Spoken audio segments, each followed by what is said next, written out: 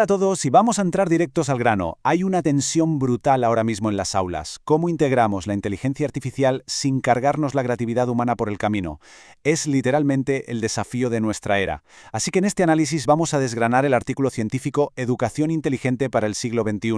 Ojo, que la idea no es demonizar la tecnología, ni mucho menos, sino entender exactamente cómo está poniendo patas arriba el aprendizaje. Y sobre todo, cómo logramos que nosotros los humanos sigamos siendo los verdaderos protagonistas de la historia.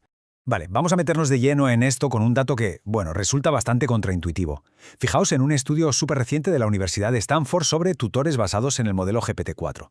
A ver, cualquiera pensaría que tener un profesor experto a tu lado 24/7 sería un éxito absoluto, ¿verdad? Y de hecho, a corto plazo lo fue. Las notas en los exámenes pegaron un subidón.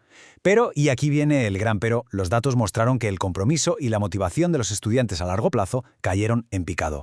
Este es exactamente nuestro dilema de hoy. La pura eficiencia técnica no siempre significa que estemos aprendiendo de verdad. Para entender este choque de trenes, vamos a estructurar este recorrido en 5 paradas clave. Primero, la era postdigital. Segundo, ese pulso entre creatividad humana e IA. Tercero, la nueva brecha digital. Cuarto, los marcos globales que intentan poner orden. Y por último, el nuevo papel de los profesores. Vamos allá. Arrancamos con el primer punto, la era postdigital. Y spoiler, esto ya no es el futuro, es una realidad impuesta. Cuando hablamos de tecnologías inteligentes, las famosas TI, ya no estamos hablando de tener un simple ordenador en clase, eso es cosa del pasado. Hablamos de dispositivos que mezclan hardware y software para tomar decisiones por su cuenta, analizar infinidad de datos y conectarse directamente con lo que hacemos nosotros. En esta etapa postdigital, intentar sacar la tecnología del aula es básicamente darle la espalda al mundo real.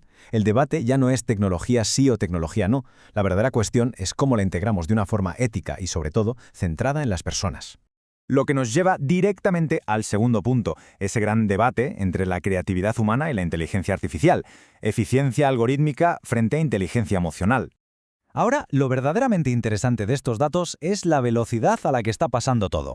Si nos fijamos en la última década, los sistemas de inteligencia artificial han alcanzado e incluso superado la línea de referencia humana del 100% en tareas técnicas súper complejas como la comprensión lectora o la inferencia del lenguaje natural. Es una locura. La máquina está aprendiendo y procesando información a un ritmo que, sinceramente, rompe cualquier expectativa que tuviéramos. Y para muestra, un botón. Hay un dato que es absolutamente asombroso. Resulta que en las famosas pruebas Torrance, que miden el pensamiento creativo, el modelo GPT-4 ha conseguido superar a, atención, el 99% de las personas evaluadas. Un 99%.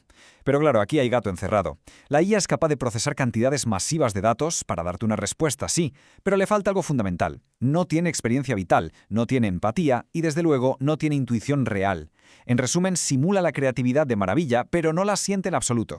Y justo aquí está el kit de la cuestión. Por un lado, la IA es una herramienta bestial para generar ideas nuevas, romper el hielo y enfrentarse a la temida página en blanco. Pero por otro lado, esas ideas tan sintéticas muchas veces resultan ser bastante menos viables a la hora de aplicarlas en el mundo real que las ideas creadas por humanos, que nacen de nuestra propia experiencia y emoción. Además, cuidado con esto, porque hay un riesgo enorme. Depender demasiado de la inteligencia artificial puede hacernos más perezosos, reducir nuestra iniciativa propia e incluso perjudicar nuestra capacidad para aprender a largo plazo. Pasamos al tercer punto, y este es un tema muy serio: la nueva brecha digital. El acceso frente a la formación. Para entender la magnitud del problema, solo hay que mirar esta estadística de la UNESCO, que es francamente demoledora. De un total de 193 Estados miembros, adivinad cuántos han incorporado currículos sobre inteligencia artificial en sus planes de educación básica. Solo 11. 11 países frente a 182 que no lo han hecho. Esto nos dice algo alto y claro. La brecha digital ya no va de quién tiene conexión a Internet. La verdadera frontera hoy es quién está recibiendo formación para navegar en un mundo dominado por algoritmos y quién se está quedando totalmente atrás. Y la cruda realidad es que si metemos estas tecnologías a lo loco, sin políticas educativas intencionadas y equitativas, los que salen ganando son siempre los mismos.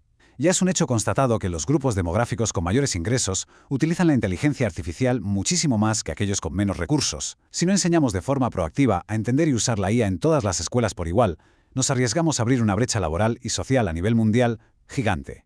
Así que llegamos al cuarto apartado, los marcos de competencia globales. Básicamente, cómo se está intentando regular todo esto a nivel internacional. Para combatir esa brecha de la que hablábamos, la UNESCO propone una jugada muy inteligente.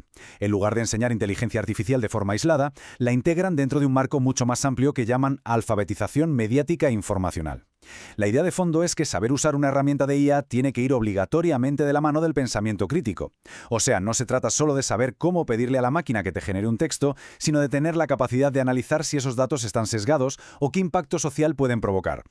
Y esto ilustra de maravilla cómo funciona esa doble responsabilidad en los marcos de la UNESCO. Fijaos, por una parte, hay una progresión diseñada para los estudiantes, con el objetivo de convertirlos en co-creadores éticos de tecnología, y no en simples consumidores. Pero al mismo tiempo, hay una estructura vital que pone el peso en los profesores, porque, seamos realistas, es absolutamente imposible preparar a los alumnos para esto si antes no dotamos a los educadores de las herramientas y la formación necesarias para integrar la IA en clase de forma segura.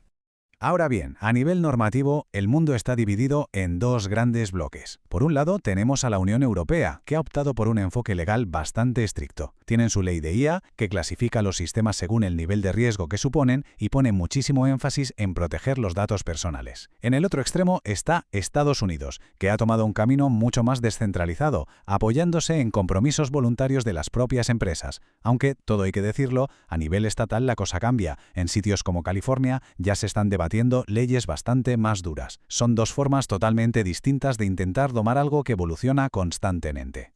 Y así llegamos a nuestro quinto y último punto, el nuevo papel docente.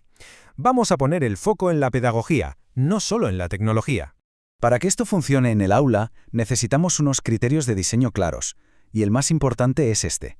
Tenemos que huir del determinismo tecnológico.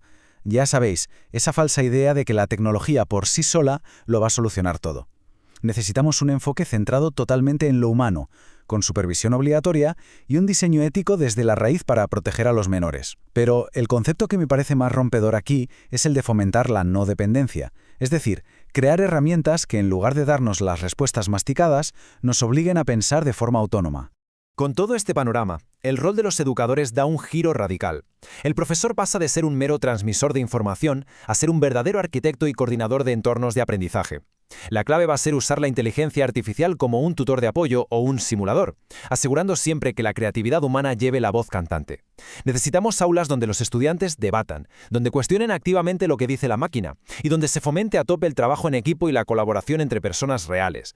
Así que, el punto crucial de todo este análisis se resume en una idea fundamental. A pesar de los algoritmos y de toda la potencia de cálculo que tenemos hoy en día, el lenguaje humano sigue siendo la llave maestra de la educación. Es el motor de nuestra autonomía cognitiva, de nuestra forma de entender el mundo. Sí, es cierto que un algoritmo puede imitar a la perfección la estructura de nuestro idioma, pero el pensamiento, la conexión y la intención profunda que hay detrás de nuestras palabras, eso sigue siendo un superpoder exclusivamente humano. Para terminar esta exploración me gustaría dejaros con algo en lo que pensar. En un mundo que se inunda día a día con esta inteligencia sintética, ¿cómo vamos a lograr nosotros que el lenguaje humano y nuestro pensamiento crítico sigan siendo los cimientos intocables de la educación? La tecnología va a ser sin duda un catalizador brillante para el futuro, pero solo si estamos dispuestos a defender lo que nos hace verdaderamente únicos. Ahí os lo dejo, nos vemos en el próximo análisis.